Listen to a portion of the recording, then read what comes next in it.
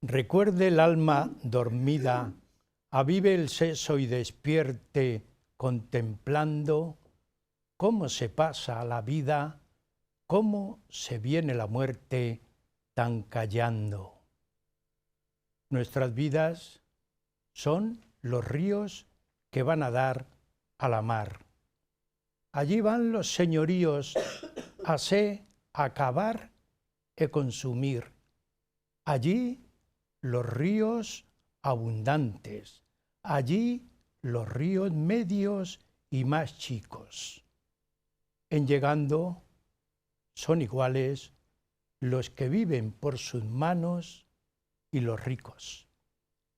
Con estas estrofas de Jorge Manrique, el poeta castellano del siglo XV, iniciamos el programa Huellas de nuestro tiempo, hoy con un título de meditar y de reflexionar la vida y la muerte en la Edad Media.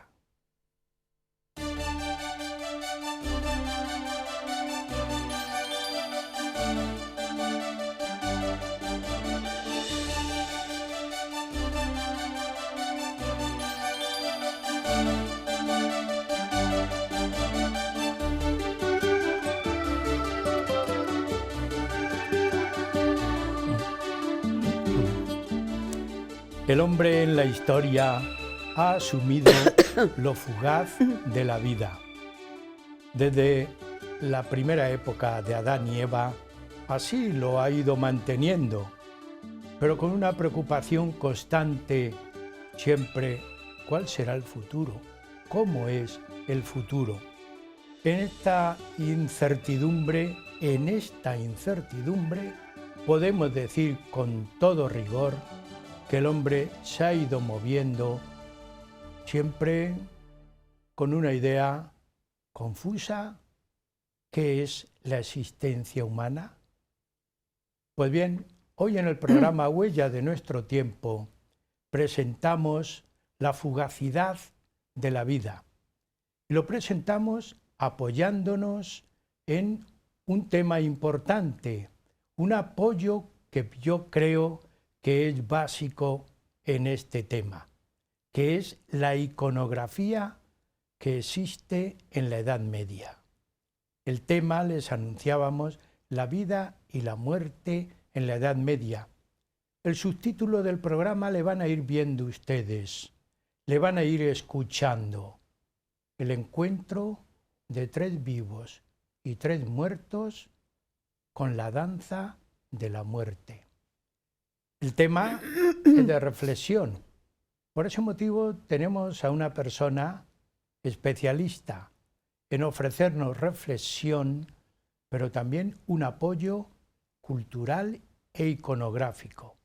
Se trata de doña Ángela Franco Mata, que como siempre a todos los invitados yo les doy no solamente la bienvenida, sino el agradecimiento, porque venir a exponer un tema supone, primero, un trabajo y segundo, un tiempo de estar en el plató. Así que, Ángela, una vez más, muchas gracias. Muchas gracias a ti por esta invitación de nuevo a colaborar, que lo hago con muchísimo placer y pienso que es uno de los servicios que podemos prestar desde la cofradía a la que pertenecemos los dos de investigadores, y me parece pues una cosa muy interesante. El tema, que lo hemos puesto de manera genérica, la vida y la muerte en el arte medieval, realmente es un título de carácter general, pero que yo voy a tratar de hablar de él a partir del encuentro de los 3 muertos y los 3 vivos, o los 3 vivos y los 3 muertos, porque ambos están unidos, y las danzas de la muerte. Bien, pues Ángela, yo quiero también que nuestros telespectadores te recuerden. Ya en este programa, el último que hicimos, también muy atractivo, versó sobre una publicación que tú hiciste, patrocinada la publicación por la Catedral de Toledo, que llevaba por título Las capillas de la Catedral, que fue un recorrido muy ameno, histórico y de gran recordatorio.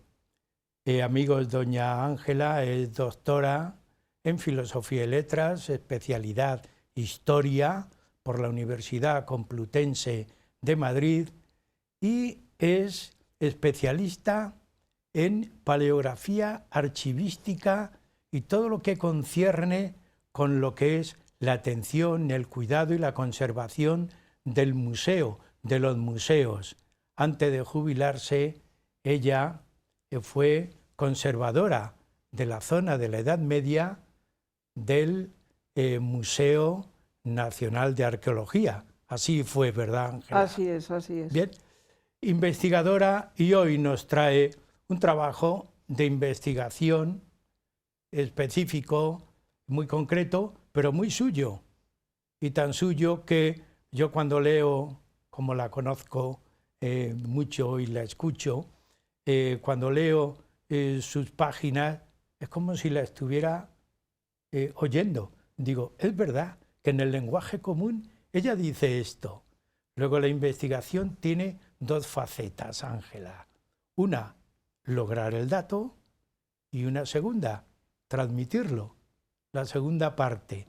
Y entonces yo por tus escritos te percibo.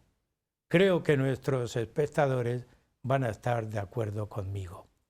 La primera idea general, Ángela, estamos hablando de la fugacidad de la vida.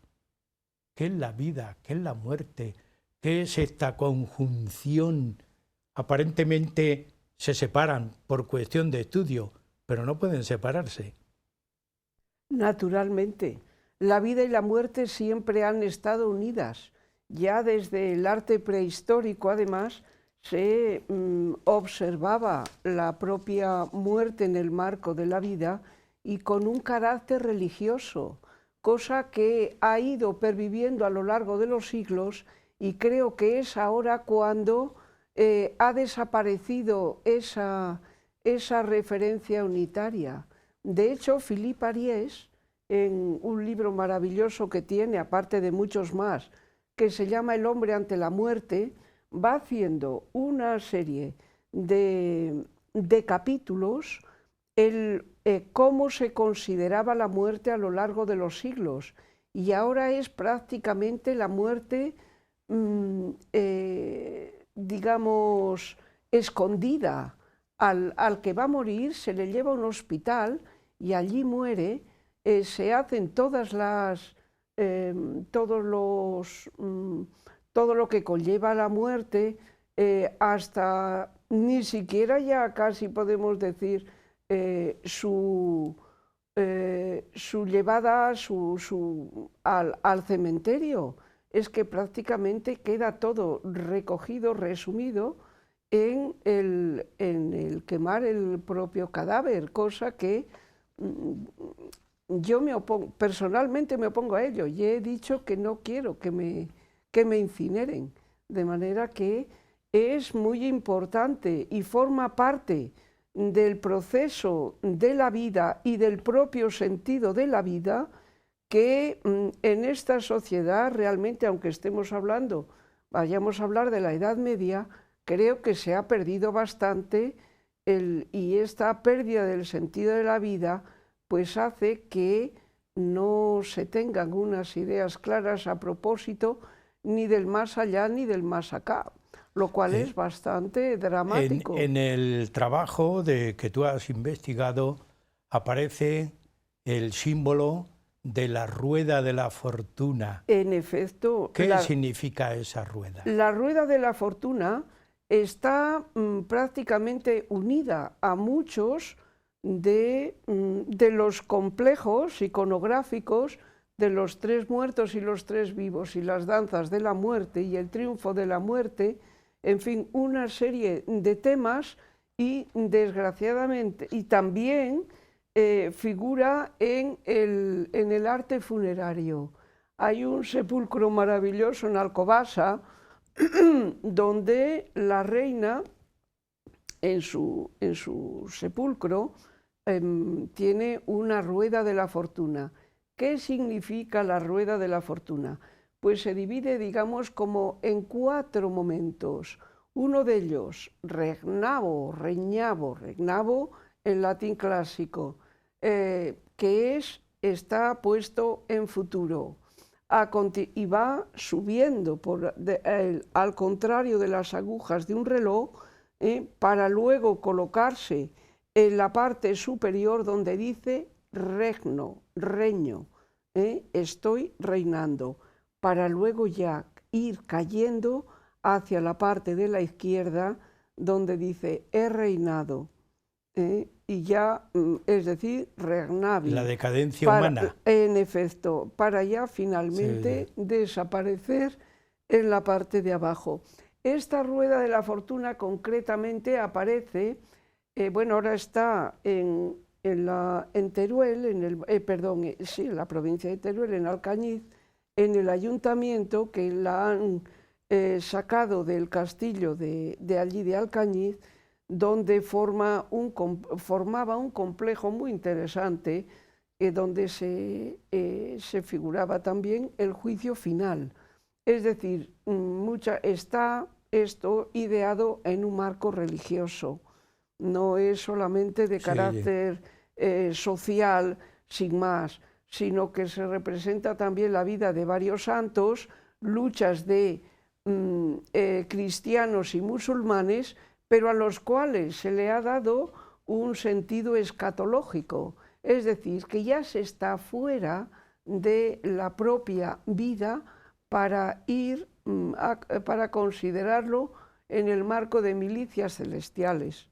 Ángela, hemos hablado de la rueda de la fortuna, pero todo tu trabajo se centra, además de este sentido simbólico, se centra en el encuentro de 3 personas, 3 personajes que viven con 3 muertos y la danza de la muerte.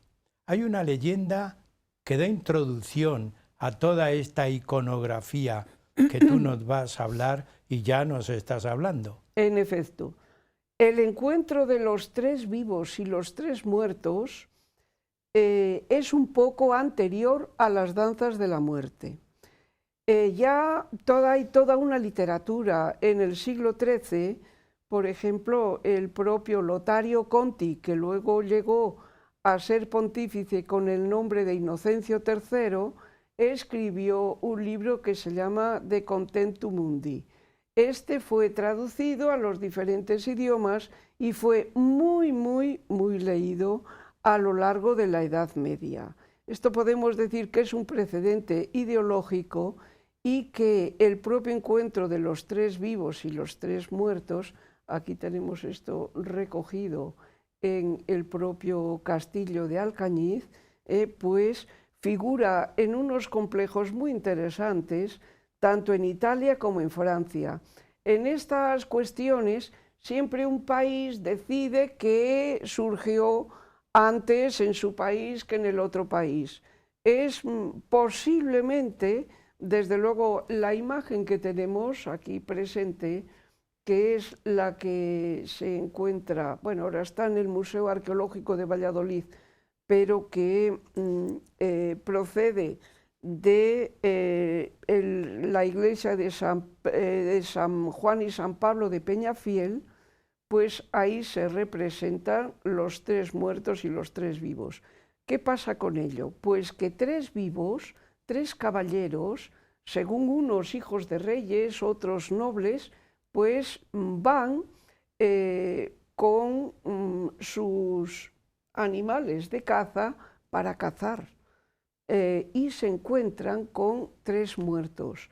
En unas ocasiones, sobre todo en Francia, pues los muertos están dentro de las propias tumbas y es como si dijéramos los propios muertos, ya el reflejo de los vivos una vez que hayan convertido, que se hayan convertido son muertos. los 3 muertos que en lo que se van a convertir los 3 vivos. En lo que se van a convertir, lo que nosotros somos es lo que vosotros seréis.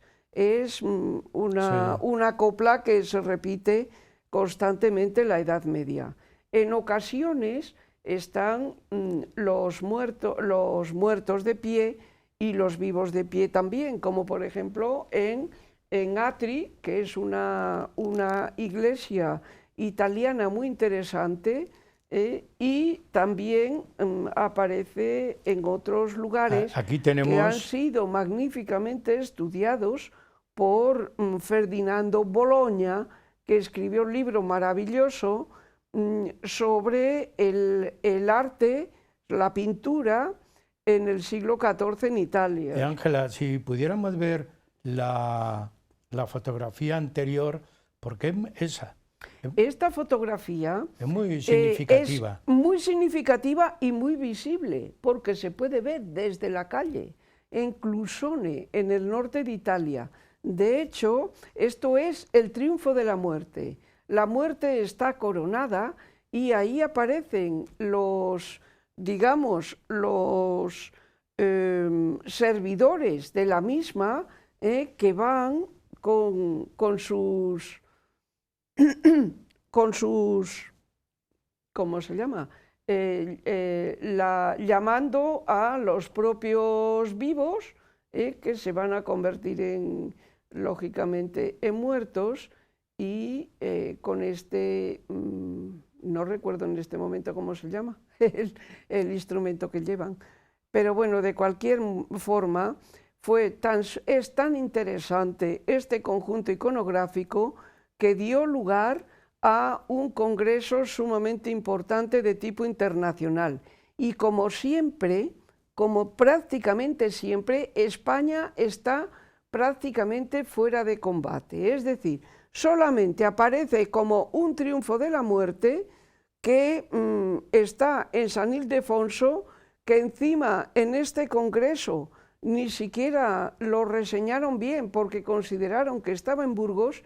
Y yo a veces me parece que como peleona que soy, pues decidí, aunque ya en mi tesis doctoral ya incluí un poco la temática del transi a través de un sepulcro importante en la Catedral de León, pues decidí que este tema había que estudiarlo de manera sistemática, porque Margherita Monreale escribió por los años 70 un artículo diciendo que en España no hay ni 3 muertos ni... Sí, los hay. Ángela, dos cuestiones. Hablaremos de España también, porque claro. todo esta manera expositiva que estás tú realizando inicia Francia, Alemania, Italia, pero también en España. También en España. Has hablado del transit, quien nos escucha, es un término latino.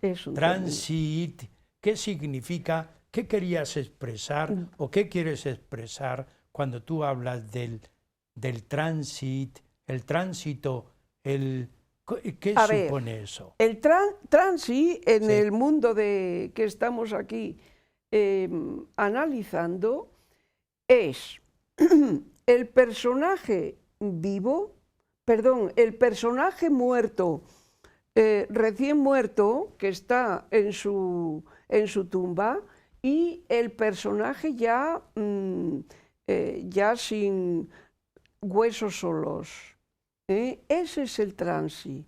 Y en la escultura funeraria, tanto de Francia, hay unas representaciones verdaderamente terribles sobre ese tema. Está el muerto completo, tanto descarnado como con sus atributos vestido perfectamente, y se da mucho en Francia y Alemania. Mucho se da también, ya veremos también en otros casos, ya para las danzas de la muerte, sobre todo ya para el siglo XVI, en las zonas protestantes. Ángela, una fotografía, si la podemos ver, que es la danza de la muerte. ¿Qué supone la danza macabra, danza de la muerte? Eso también iconográficamente ¿Por qué Es se lo hizo? siguiente, vamos a ver, hay una distinción, sobre todo desde el punto de vista geográfico. La danza macabra es como se le llama en todos los países de Europa, salvo en España, que se le llama la danza de la muerte. Pero curiosamente, aunque no está claro el origen de macabro, Emil Mahl dijo que procedía del libro de los macabeos. Sin embargo, parece que eso está más relacionado con el mundo islámico. De hecho, Maccabi es el cementerio en el mundo islámico. Y la macabrilla, que ahí yo he colocado alguna del Museo Arqueológico Nacional, es el monumento funerario que es muy sencillo, muy simple, con una estructura, aquí lo vemos, estructura triangular, y que tiene unos versos, a veces unos versos muy hermosos. Las personas que los han estudiado, este tipo de representaciones, realmente es una literatura muy bonita, esta literatura islámica. Entonces es muy posible que provenga de ahí, de los países islámicos, donde también el tema de la muerte también se representa bastante.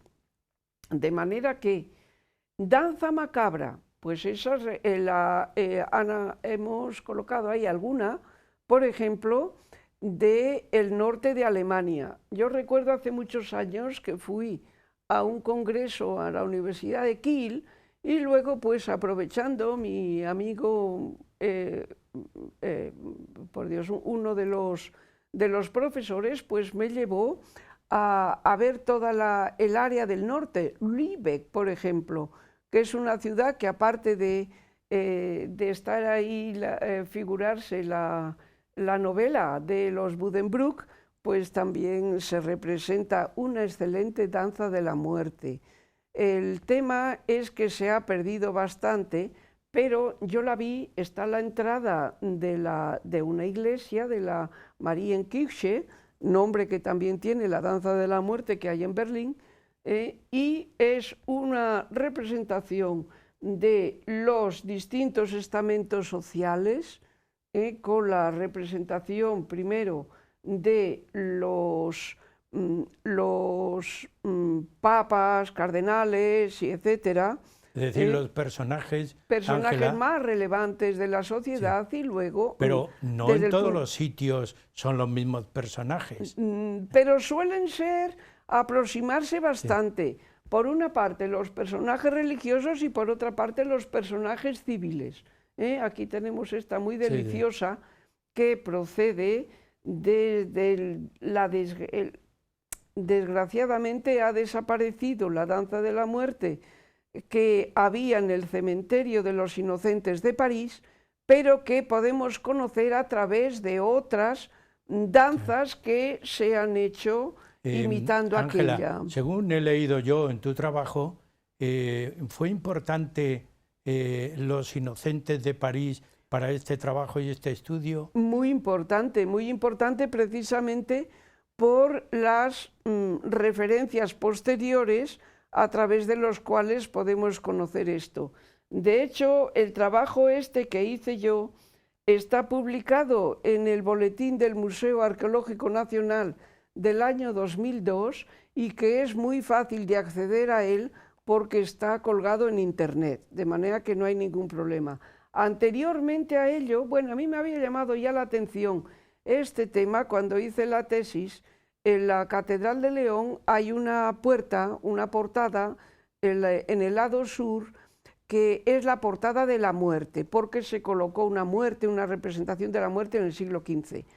Pero es muy interesante luego la de el sepulcro de Juan de Grajal, donde aparece un transi, y luego también hay unas referencias literarias excelentes, nada menos que el arcipreste de Talavera, donde menciona una muerte que debía de ser maravillosa porque recogerla en un texto literario en la iglesia de San Francisco. Bien, pues volviendo al tema, la importancia es enorme, pero sí hay que decir una cosa, aunque hay cada país, digamos, que lo interpreta de una manera más o menos particular, sin embargo hay unas referencias muy claras de relaciones de unos países con otros. Ángela, si te parece, llegamos a la mitad del programa, ¿Ya? Reiniciamos en esa idea que tú has manifestado ahora mismo. Muy Así bien. que hacemos una pausa. Amigos, también a ustedes, como siempre, les animamos a que sigan con nosotros. Huella de nuestro tiempo seguirá después del descanso.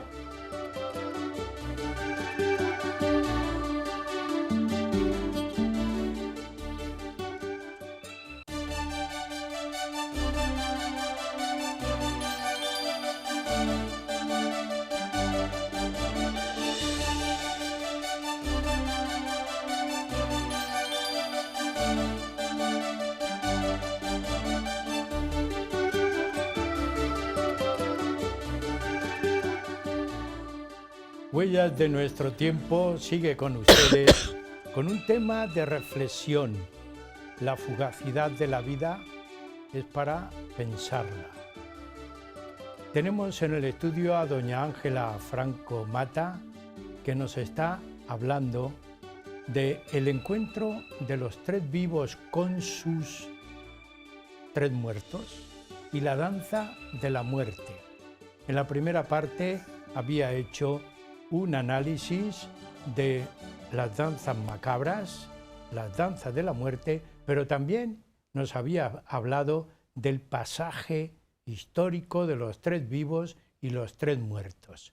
Yo le pregunto a doña Ángela en esta segunda parte, la Edad Media ha sido tu punto de partida de este trabajo que nos estás exponiendo. ¿Por qué la Edad Media? La Edad Media, que no es una edad oscura como se ha pretendido y se sigue pretendiendo porque no se han hecho investigaciones suficientes, pienso yo, pues es la continuación de lo que es la Edad Antigua, donde surge el cristianismo y donde los padres de la Iglesia, tanto orientales como occidentales, pues han sido los que han organizado toda la teología de la Iglesia, que ha sido absolutamente fundamental para el resto de la historia. En la Edad Media han surgido unos personajes muy fundamentales, como por ejemplo, tanto en el marco de los franciscanos como en el marco de los dominicos, San Buenaventura, Santo Tomás y Duns Scoto, en fin, miles de personas que yo he tenido oportunidad de poder estudiar, creo que seriamente en estos últimos años, y realmente la Iglesia pues es la que daba las enseñanzas. Los propios reyes estaban incardinados dentro de la Iglesia y por lo tanto pues eso es uno de los motivos por los que el cristianismo es el que verdaderamente dominaba. Aunque a finales de la Edad Media, pues desde luego se refleja una gran decadencia que, aunque es Lutero el que la pone, digamos, en efervescencia, y su idea no era el romper con la Iglesia en principio, pero que la Iglesia no estaba en unas condiciones muy idóneas como para las enseñanzas. Sin embargo, lo que sí había enseñado, y un gran reflejo lo tenemos en el arte, porque el arte, si la teología, si los sacramentos, si la liturgia no se entiende en la Edad Media, por eso es muy necesario y me da mucha pena, y lo he comentado hace poco con un profesor jesuita muy, muy sabio, he dicho, digo, realmente está como bastante separado uno y otro y otro capítulo, digo, y deberían de estar más unidos. A mí realmente me sirve de mucho. Entonces, ¿por qué esto? Pues son las enseñanzas de la Iglesia que se reflejan en toda la sociedad. Primero a través de los monasterios y luego a través de las universidades, sobre todo a partir del siglo XIII, y todo eso fundamenta el saber de la sociedad. Ángela, muy bien expuesto, creo que muy bien aclarado para quien nos ve y escucha. Cuando hablamos danza macabra, danza de la muerte, y también el pasaje tan bien expuesto, es atractivo el pasaje para pensar. 3 personajes muy bien ataviados, ricamente ataviados, podríamos decir, se encuentran con sus esqueletos. Y esto es un problema que no lo piensa el hombre en general. Efectivamente. Bien, toda esta iconografía que tú has ido exponiendo se apoya, se representa ¿en qué lugares? Se representa en muy diversos lugares. Por ejemplo, en los claustros de conventos, los franciscanos en concreto, el de Morella, sin ir más lejos, que vale la pena ir a Morella, aunque solamente sea por eso, y además para ver la ciudad así en esa estructura de abanico que tiene, llena de escaleras, vale la pena. Se representa en los cementerios, se representaba, vaya, como por ejemplo en el de los Inocentes de París, y también, por lo tanto, está muy vinculado al mundo funerario. Es una cosa muy importante en concreto, en el claustro de la Catedral de León que antes mencioné, por el sepulcro de Juan de Grajal. Me da pena además no haber traído la imagen, pero ese es una de las representaciones. Y la que tenemos ahora aquí, que en principio se ha vinculado con la danza de la muerte, y sin embargo, yo mirándolo más detenidamente, es realmente un palimpsesto y creo que tiene más que ver con el triunfo de la muerte. O sea que sería, en mi opinión, el único caso que yo conozco en España del propio triunfo, además de un tapiz que está actualmente ¿cómo se llama?, en Segovia, dentro de los tapices del patrimonio nacional. Tú nos hablabas en la primera parte que se había iniciado desde el siglo XIII y que había, diríamos, una competencia solamente de fechas, Francia, Alemania, con el resto, Italia y España. Y aparentemente daba la impresión que en España se había representado menos o en otras épocas. ¿Realmente puede ser así? En España se ha perdido mucho, pero hay además muchos, digamos, documentos literarios que certifican su existencia en mayor grado del que se ha pretendido. Por ejemplo, los 3 muertos y los 3 vivos se han representado en Alcañiz y se han representado también en Peñafiel. Y las danzas de la muerte se han representado en el Llibre Vermell que se conserva en Montserrat, que lo ha estudiado muy bien María Carmen Gómez Montané, y eso es una danza de la muerte.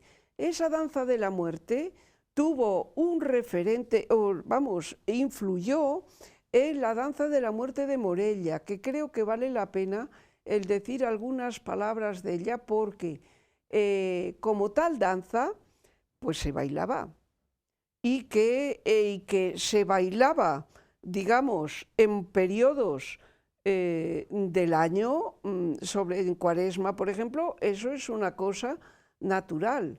En la Catedral de León, por ejemplo, hay una representación del siglo XVI de una muerte que viene a significar eso.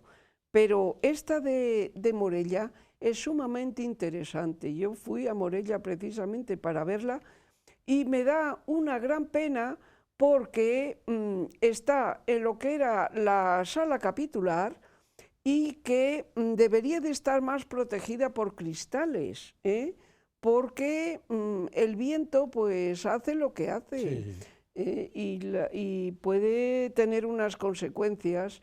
Se restauró hace bastantes años y se hizo muy bien. Estamos viendo. La estamos viendo ahora. Entonces, esta representación se puede ver que hay una serie de personajes colocados todos en coro, es decir, en forma circular.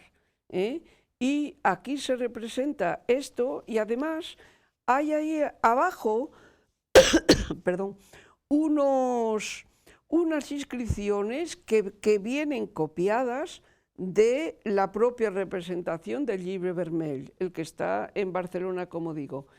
Y se cantaba. De hecho, yo recuerdo cuando estuve en el Congreso de Vendôme en el año 2000, Vendôme es una ciudad que está cerca de París y que se representa también allí una danza de la muerte, pues me acuerdo que asistimos un catalán y yo, cada uno estuvo hablando de del correspondiente tema, y yo recuerdo que cantó esto que decía: morir frares non nos convé, mas no sabe la hora, mas viscan almeñais una hora al día.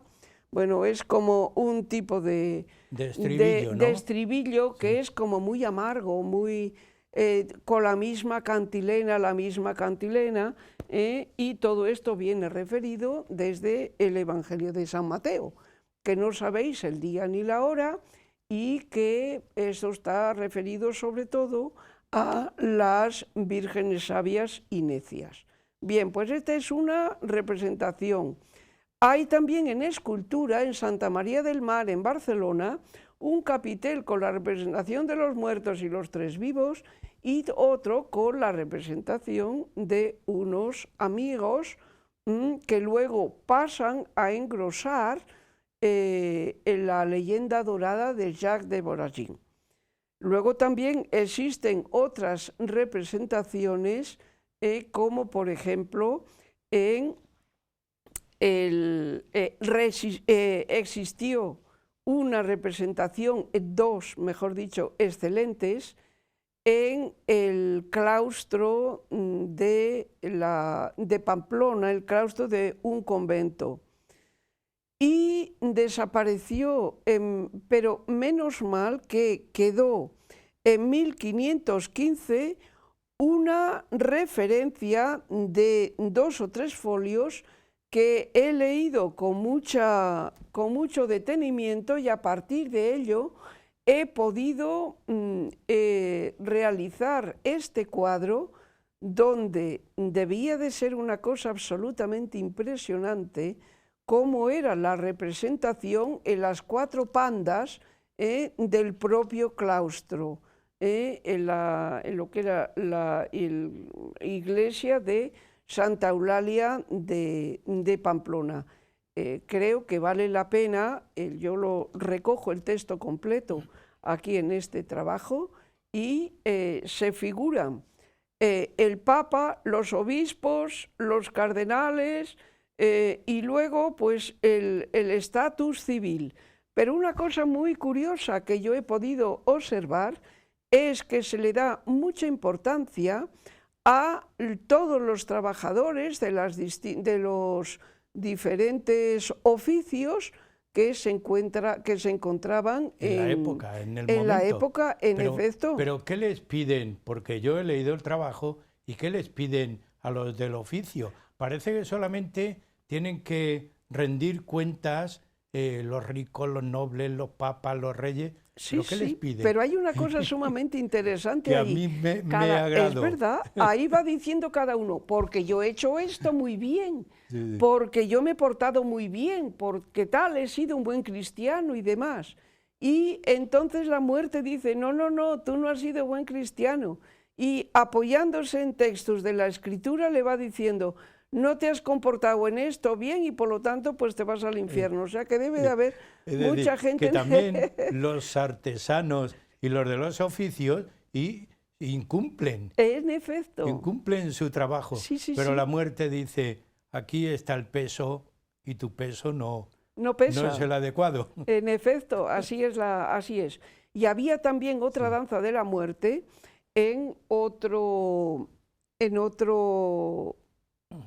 claustro de la misma iglesia, lo cual es muy significativo y que es muy triste además que todo esto fue destruido para hacer unos muros de defensa en contra de los franceses que iban a invadir Pamplona a finales del siglo XV. Y luego no queda o queda poco, por ¿no? lo tanto, lo único que queda es el texto a través del cual me ha servido a mí para hacer esto. Ángela, yo también viendo tu trabajo es que tiene muchas facetas. Reclama que yo te pregunte y te diga en los libros de las horas. En efecto. ¿Qué aparece? ¿Cómo se refleja esto? Porque el libro de las horas no solamente es un don de riqueza de los reyes y emperadores, sino también es un devocionario. ¿Cómo se refleja los tres vivos, los tres muertos, las danzas de la muerte?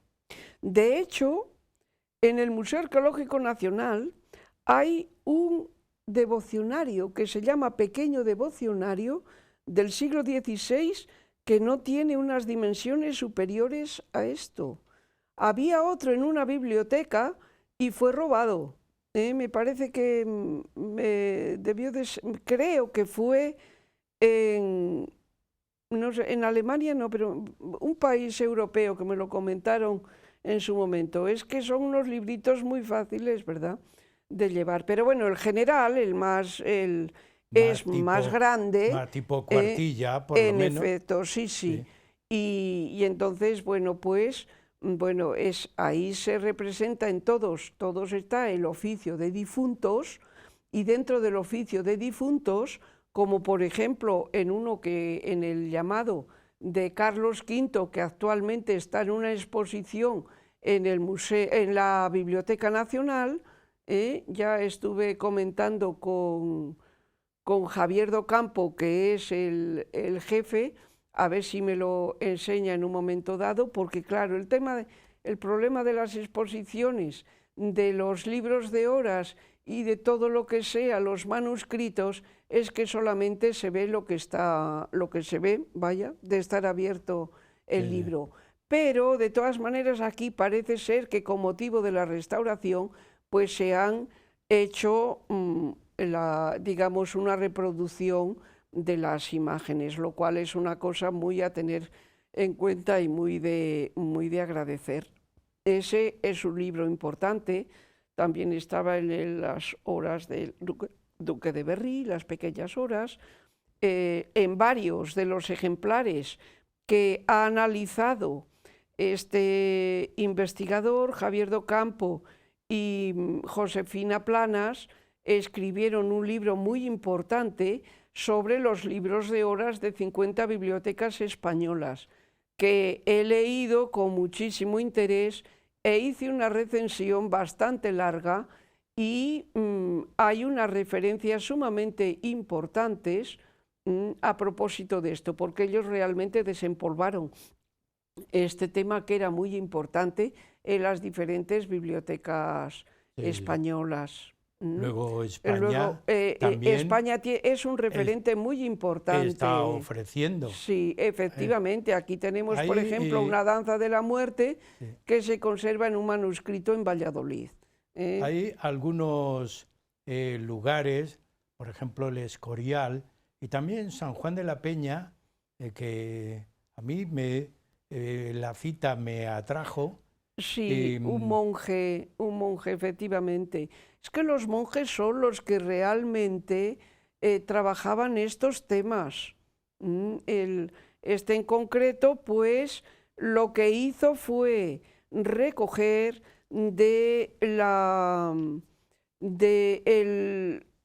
la danza de la muerte de París, del desaparecido cementerio de los inocentes, que todo eso se destruyó para ampliar la ciudad, de la misma manera que también en Madrid se hizo lo mismo y desapareció el convento de Santa Clara, que fue fundado por la segunda esposa de un personaje que está enterrado aquí en Toledo, de manera que todo por la ampliación de las ciudades. Claro, pues eso trae también ahí sus problemas. Pero un personaje llamado Carbonell, pues hizo una copia en un manuscrito, y este manuscrito, digamos, una copia se conserva, si no recuerdo mal, en el archivo de la Universidad de Valencia. De manera que tenemos ahí un referente muy interesante. Y luego hay otro referente iconográfico que yo creo que es muy curioso y muy peculiar, que está en Javier, en la provincia de Pamplona, como en la provincia de Navarra, como se sabe, y esa es una representación con un Cristo crucificado de finales del siglo XV, aquí tenemos la imagen, y se representan las danzas de la muerte, la danza de la muerte en todo lo que es el contorno de la propia capilla, y están pues bailando la muerte de María. Esto es de finales del siglo XV. ¿Esa idea se encontró en Francia o sigue la idea francesa o es original? Esta originalidad de los personajes, o sea, de los muertos danzando, esa yo conozco solamente este conjunto, porque lo que hay en Francia, en Mesnil-le-Brené, por ejemplo, lo que hay en el norte de Alemania, por ejemplo, Liebig mencionada, son representaciones de los distintos personajes de la sociedad, cogidos de la mano con digamos, con los muertos, que entonces no es exactamente la muerte, sino que es el propio muerto el que le da la mano al vivo, porque la muerte es una sola, y en ocasiones se la ha representado con pelos, por lo tanto, una representación femenina de la propia muerte. Sí, sí. Por ejemplo, en el conjunto que vimos antes del esquema de Pamplona, no aparece la mujer, aparecen niños, y la muerte, aquí en efecto, sí, y la muerte pues se apiada del niño, del infante, y la mujer pues no aparece representada, tal vez porque no tenía mucha importancia dentro de la sociedad. Sí, posiblemente, ¿no? Esa puede ser la explicación, porque ante la muerte también es un ser humano. Efectivamente, efectivamente. Y que hay niños que mueren como el resto de la sociedad a distintas edades, claro. Ángela, estamos al final del programa, como siempre. Tú vas sacando datos, vas sacando todo ese trabajo de investigación que es sumamente interesante y que muchas veces está ahí, pero no se piensa en ello. Y si pudiéramos ver, que yo no sé si es tan fácil, me parece, no sé si es en Alcañiz, hay la representación de un Cristo y el madero está a punto de romperse y la muerte tira también de los laterales. ¿Es Alcañiz? Vamos a ver. Para que la pudiéramos ver al final del programa. Pero que no es de Alcañiz, no. Está en la Catedral de Segovia. Es de Ignacio de Ries el que realizó este trabajo. Y es muy interesante porque ya no sé si podrá llegar, en Morella también se representa este propio tema, en que la muerte está disparando a los que están ahí en el árbol, que están jugando a los dados, es decir, realizando su entretenimiento en la vida, sin pensar para nada en la muerte. Sí. Entonces Ignacio de Ries hizo esta pintura maravillosa que figuró en las edades del hombre en su momento. Es un tema que ya pues es recurrente, porque realmente las danzas de la muerte tienen un reflejo muy unas representaciones muy importantes a finales del siglo XV y en el siglo XVI, particularmente en los países protestantes, de manera que, claro, la muerte está en todas las situaciones, y esta representación de Cristo llamando a que se arrepientan y que piensen en el más allá, pues tiene su reflejo en el otro lado, en la propia muerte.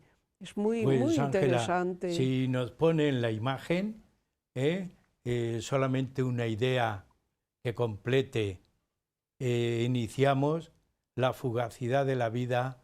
¿Cómo terminamos el programa? Pues lo podíamos terminar, por ejemplo, con un poema que yo recuerdo haber escrito hace años sobre él, que se llama así: anda la muerte lista con su guadaña, aquí corta, allí trincha y acá rebaña, pero es tan ceñuda que ni cetros respeta ni caperuzas. Ángela, decirte muchas gracias, muy pequeño, pero gracias por haber estado en el programa. Y también a ustedes, todas las semanas yo les digo lo mismo, les agradezco que estén en el programa Huella de Nuestro Tiempo, porque sin ustedes no podemos existir. Muchas gracias.